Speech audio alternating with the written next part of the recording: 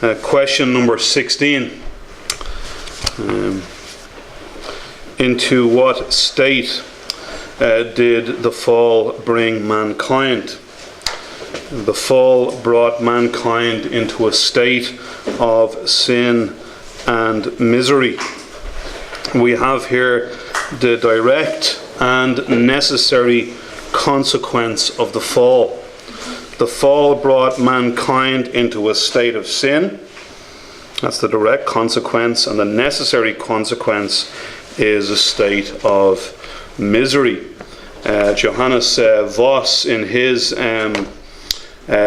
commentary on the larger catechism, says, why is sin mentioned before misery in describing the estate into which mankind fell?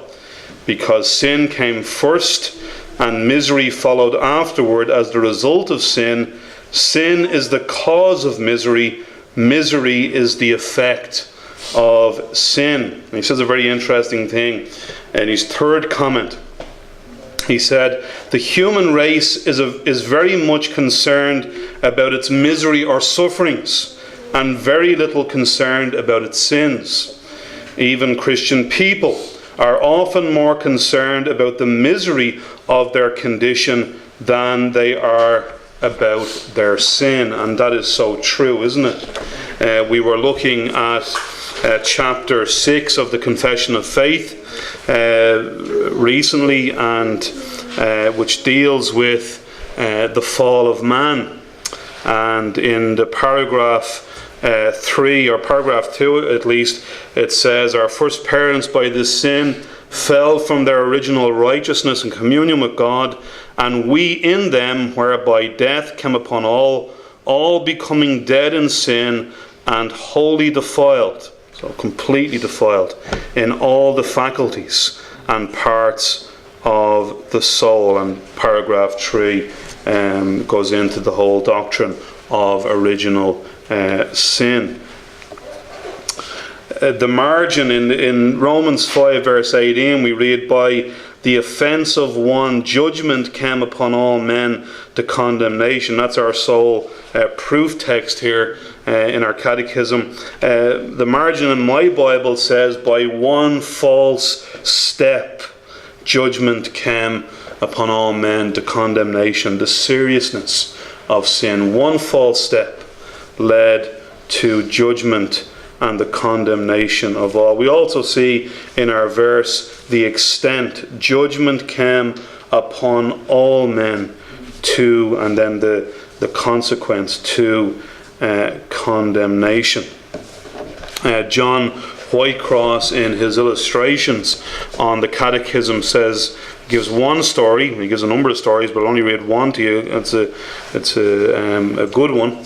He says, a minister of the gospel once made use of the following illustration to show the awful nature of sin.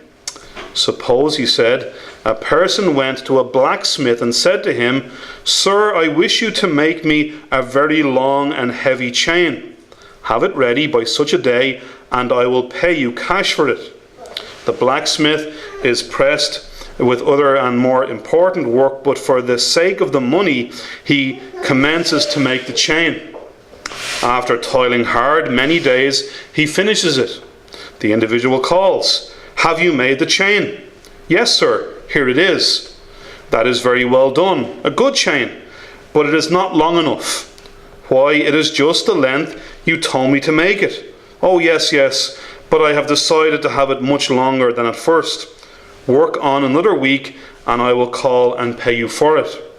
Thus, flattered with praise and encouraged with the promise of full reward for his labour, the blacksmith toils on, adding link to link till the appointed time when his employer calls again, and as before praises his work. But still he insists that the chain is too short. But, says the blacksmith, I can do no more. My iron is used up, and so is my strength. I need the pay for what I have done, and can do no more till I have it. Oh, never mind.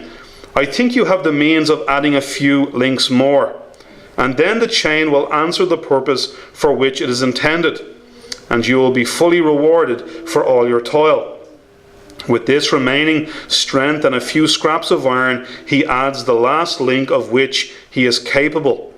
Then says to the man to him, "The chain is a good one. You have toiled hard and long to make it. I see that you can do no more, and now you shall have your wages." But instead of paying him the money, he takes the chain, binds the workman hand and foot, and casts him into a furnace of fire. Such, said the preacher, is a course of sin. It promises much, but it rewards death. And each sin is an additional link to that chain which will confine the transgressor in the prison house of hell. Now therefore be ye not mockers, lest your bands be made strong. Isaiah 28:22. Providentially, there was in the congregation that day a blacksmith who had lived a very wicked life. He was much excited and declared at the close of the meeting that the whole discourse had been directed to him. He wished to know who had been telling the preacher all about him. The preacher had never heard that there was such a man. It is recorded that the blacksmith was soundly converted. Sin promises much, but delivers only death. Into what state did the fall bring mankind? The fall brought mankind into a state of sin and misery. By the offence of one, judgment came upon all men to condemnation.